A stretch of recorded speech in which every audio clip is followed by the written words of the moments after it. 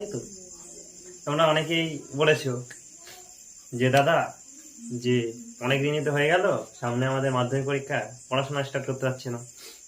এখন তাহলে কি করা যায়, কিভাবে আমরা স্টার্ট করবো? তোমরা অনেকেই আছো, টিউশন যাচ্ছ, বাড়ি আসছো, কিন্তু সেমনভাবে পড়াটা হচ্ছে না। আমাদেরকে যেই সাবজেক্টটা বেশি ভালো লাগে সেইটাকে খুব ভালো করে পড়তে হবে, সেটার উপর ফোকাস করতে হবে। তুমি ভাবছো একটা সাবজেক্ট হচ্ছে, ওই একটা সাবজেক্টই ভালো করে পড়ো না। পড়তে পড়তে যখন ফর্মে চলে আসবে না, তখন দেখবে সব সাবজেক্টই ভালো লাগে। তাহলে এখন ধরো কারো অঙ্ক ভালো লাগে, সে করো, অঙ্ক করো, 4-5 ঘন্টা অঙ্ক করো, অঙ্কটা তাহলে এগিয়ে থাকবে। পরে তারপর আস্তে আস্তে পড়তে পড়তে এমন হবে, তখন পড়াটাকে ভালো লাগবে, তখন দেখবে অন্যান্য সাবজেক্টগুলো তখন তুমি পড়তে পারছো। তারপরে একদিন একটু বাংলা পড়লে, তারপর আমার ভিডিওগুলো নিয়মিত দেখো। এইটুকু বলতে পারি যে জীবন বিজ্ঞানের কোনো কনসেপ্ট অবোঝা রয়েছে এমন থাকবে না। সব কিছুই তোমাদের কাছে পুরো সুন্দরভাবে বুঝে পরিষ্কারভাবে ওগুলো যখন পড়বা না, তখন দেখবা যে টেস্ট পেপার সলভ করার সময় সব পারছো। আর দেখবে আমাদের চ্যানেলেই ফিজিক্সও করানো হয়, ওই ফিজিক্সটাও তোমরা মন দিয়ে করবে। আর বাদ বাকি যে সাবজেক্টগুলো আছে সেগুলো ফাঁকি মেরো না। মাধ্যমিক এমন একটা জায়গা না, এই রেজাল্টটা অনেক দাম। তোমরা বুঝবে পরবর্তী সময়ে যে কি ভুল করেছি না করে। এখন তাই বলছি যে বলবে যে দাদা জ্ঞান দিচ্ছে আমাদের, আগে তো এইসব কথা বলুন, জ্ঞান দিচ্ছে, কিন্তু না, সেটা না। সবাই চাইলো যে কিভাবে স্টার্ট করব, তাই তোমাদেরকে বলছি আর কি। এটা জ্ঞান না, তোমরা একটুখানি ভেবে দেখো, যে সাবজেক্টটা ভালো লাগছে বলছি তো সেই সাবজেক্টটাই পড়ো, দিয়ে আস্তে আস্তে সবই পড়তে পারবে। দেখো, একটা বছর তো একটু আমাদের সাথে থাকো, আর একটু নিজে ভালো করে পড়াশোনা করো, দেখবে খুব ভালো একটা রেজাল্ট করবে। Welcome back to our Agradoot classroom. আজকে আমরা জীবন বিজ্ঞানের যে ক্লাসটা চলছিল বংশগতি, তার পার্ট 3টা কমপ্লিট করব। প্রথমে আছে সংকর লম্বা। দুটো গাছ যদি সংকর লম্বা হয়, তাহলে তাদের মধ্যে আমরা কিভাবে ক্রস ঘটাবো। আমরা জানি সংকর লম্বা মানে একটা সাইন হয় বড় হাতের টি, আরেকটা হয় ছোট হাতের টি।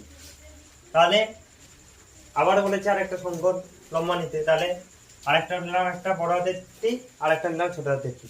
তাহলে এদের আমরা যদি পুংগ্যামেটটা দেখি, তাহলে পুংগ্যামেট আছে এই দুটো। আমরা ধরো পুংগ্যামেট, এটাকে আমরা ধরে নিচ্ছি স্ত্রী, এইটাকে ধরে নিচ্ছি আমরা পুরুষ।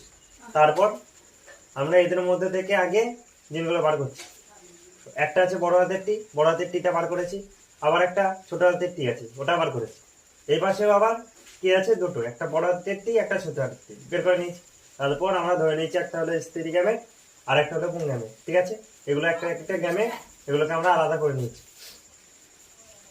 প্রথম যে দুটো ধরেছি না, এইটা থেকে যে দুটো পেলাম, সেই দুটো ধরেছি আমরা স্ত্রী গ্যামেট, আর এই দুটো ধরেছি আমরা পুংগ্যামেট। এবার আমরা কিভাবে ক্রসটা করেছি দেখো, এই পুংগ্যামেটের সাথে এই স্ত্রী গ্যামেটের মিলনটা হবে আর কি। প্রথমে দেখো একটা বড় হাতের টি, এই বড় হাতের টি এর সাথে আবার একটা ছোট হাতের টি আমরা ক্রস ঘটালাম। তাহলে কি হলো, একটা বড় হাতের টি, একটা ছোট হাতের টি। তারপরে একটা বড় হাতের টি, আবার একটা বড় হাতের টি, এটার সাথে এটা। তাহলে এবার দুটোই বড় হাতের টি হয়ে গেল। তারপর এটার সাথে আবার এটা ঘটাবো। ঠিক আছে, তাহলে একটা বড় হাতের টি আর একটা ছোট হাতের টি, তাহলে হলো একটা বড় হাতের টি, একটা ছোট হাতের।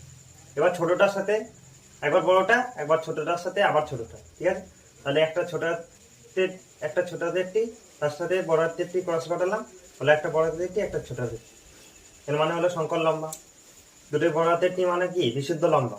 আর একটা যদি ছোট হাতের টি থাকে, তাহলে আমরা কি বলেছিলাম প্রথম দিন, সেটা হলো আমরা সংকর লম্বা।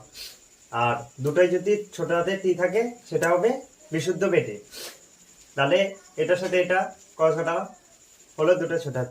ওইসব কিছু বুঝতে হবে না, তোমরা শুধু একটা জিনিস মনে রাখবা, প্রথমে বড় হাতের টি দিয়ে আমরা ক্রস ঘটাবো। তাহলে এটার সাথে প্রথম বড়টা কি গুণ করব, টি টি, দুটো টি, তাহলে দুটোই ক্যাপিটাল টি। তারপরে এই বড় হাতের টির সাথে ছোট হাতের টিতে আমরা ক্রস ঘটালাম, হলো একটা বড় হাতের টি, একটা ছোট হাতের টি। তারপরে এই ছোট হাতের সাথে করবো, ছোট হাতের টির সাথে বড় হাতের টি ক্রস ঘটালাম, একটা হলো বড় হাতের টি, একটা ছোট হাতের টি। তারপরে ছোট হাতের একটা টি এর সাথে ছোট হাতের একটা টি ক্রস ঘটালাম, হলো দুটোই ছোট হাতের। এবার আমরা দেখবো জিনোটাইপ আর হলো ফিনোটাইপটা। ঠিক আছে, এই দেখো প্রথমে ফিনোটাইপটা লম্বা ধরছি। লম্বা দুটো বৈশিষ্ট্য, একটা বলেছি বিশুদ্ধ লম্বা হলে কি, বিশুদ্ধ লম্বা হলে দুটোই বড় হাতের টি থাকবে, দুটোই বড় হাতের টি। এবার কি বলেছে বলতো, জিনোটাইপ মানে কি বলতো, দুটো বড় হাতের টি থাকতে হবে। জিনোটাইপ মানে হলো বিশুদ্ধ হতে হবে, সেটা সংকর হলে হবে না। তাহলে এই দেখো তো তোমরা, এই বড় হাতের টি কোথায় আছে, এক জায়গায় আছে না, এই যে এখানে।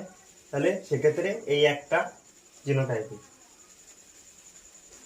আর এখানে কি বলেছে, ফিনোটাইপ অনুপাত যদি দেখো, একটা দুটো তিনটে আছে না, তিনটে লম্বা আছে না, সেই তিন এখানে আমরা বসালাম।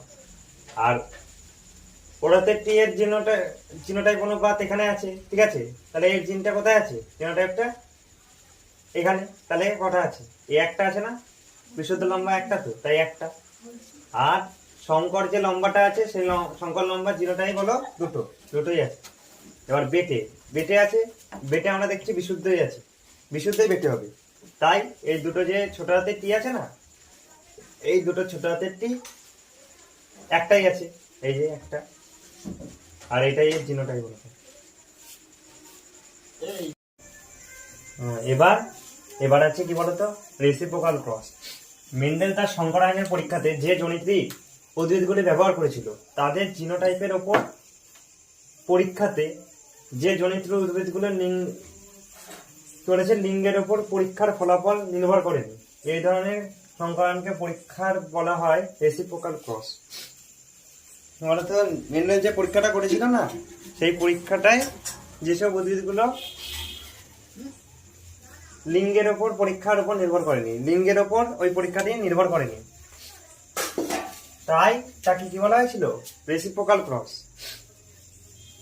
এবার বলা হয়েছে পানির স্কোয়ার বা চেকার বোর্ড। কি বলতো, ওই চার কোণা একটা, এর আগে একটা যে পড়াটা বোঝালাম, চার কোণা একটা, এই যে পানির স্কোয়ার বা চেকার বোর্ড কোনটা বলতো, সেই আগের একটা যে পড়া বোঝালাম এর আগে স্লাইডে, এখানে নিচে একটা চার কোণা বক্স ছিল না, এখানে ছিল একটা বড় হাতের টি, একটা ছোট হাতের টি। তাহলে যে একটা ছক ছিল, লম্বা আর বেটে লেখা ছিল এখানে, লম্বা আর বেটে, তারপরে একটা বড় ছোট বড় হাতের টি ছিল, একটা ছোট হাতের টি, একটা বড় হাতের টি ছিল, সেইটা হলো আসলে চেকার বোর্ড। এখানে কি বলেছে বলতো, সংজ্ঞাটা একবার দেখে নাও।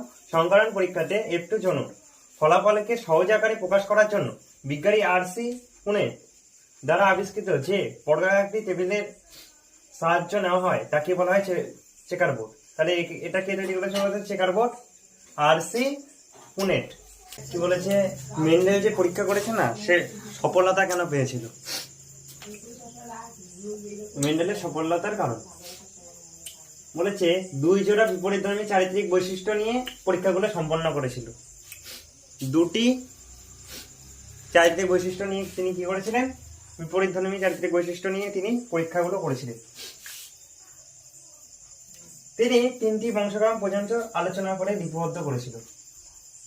ধরো প্রথমে একটা বংশক্রম নিয়ে তিনি পরীক্ষা নিরীক্ষা করেন, তারপরে আবার করেন, তারপরে আবার করেছেন, মানে তিনটে বংশক্রম নিয়ে তিনি পরীক্ষা নিরীক্ষাটা করেছেন, এর ফলে ভালো ফল পেয়েছিলেন।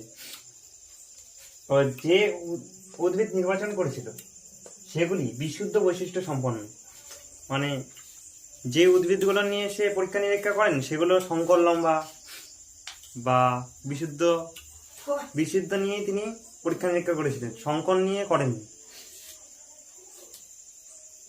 বলছে আপত্যের বিশ্লেষণ এবং সংকরায়ন পদ্ধতিতে আপত্যের ভিত্তিতে তারা মতবাদ প্রতিষ্ঠা করেন। আপত্যের বিশ্লেষণ এবং সংকরায়নের পদ্ধতিতে, আপত্যের যে বিশ্লেষণগুলো থাকে না, সে আপত্যের বিশ্লেষণ এবং সংকরায়ন যে থাকে, সে সংকরায়নের মাধ্যমে আপত্যের ভিত্তিতে তার মতবাদ প্রতিষ্ঠা করেন। আর কি বলেছে, মটর গাছে, হ্যাঁ, আর একটা বড় সফলের কারণ হলো মটর গাছে 7টি ক্রোমোজোম উপস্থিত থাকে। প্রথম দিন বলেছিলাম না যে মেন্ডেল 7টা বৈশিষ্ট্য নিয়ে পরীক্ষা নিরীক্ষা করেছে, হ্যাঁ, সেই বৈশিষ্ট্যগুলো আজকে তোমাদেরকে পড়াবো। এই দেখো, প্রথম বৈশিষ্ট্য হলো বীজের আকার, প্রকট বৈশিষ্ট্য হলো বীজের আকারে গোলাকার, আর প্রচ্ছন্নটা হলো কুঞ্চিত, ঠিক আছে। আবারও বলছি, প্রথম বৈশিষ্ট্য হলো বীজের আকার, প্রকট বৈশিষ্ট্য হলো গোলাকার, আর প্রচ্ছন্ন হলো কুঞ্চিত। প্রকট হলো গোলাকার, প্রচ্ছন্ন কুঞ্চিত। তারপরে হলো বীজের বর্ণ, বীজের বর্ণ প্রকট বৈশিষ্ট্য হলো হলুদ, আর প্রচ্ছন্ন হলো সবুজ। তাহলে বীজের বর্ণ হলুদ আর সবুজ। আর পরিপক্ক ফলের আকৃতি, পরিপক্ক ফলের আকৃতি কি বলতো, কোনোটা পরিপুষ্ট থাকে আর কোনোটা খাদযুক্ত। প্রচ্ছন্ন যখন হয় তখন হয় খাদযুক্ত। দেখবে একটা মটরে যখন পেকে যায় না, কোনোটা দেখবা কি সুন্দর পরিপুষ্ট থাকে, আর কোনোটা শুকিয়ে দেখবা কিশমিশের মতো ওই খাঁজকাটা হয়ে যায় না। আর একটা হলো ফলের বর্ণ, ফলের বর্ণ সবুজ আর হলো হলুদ। ফলের বর্ণ দেখো কোনোটা সবুজ হয় আবার কোনোটা হলুদ হয়।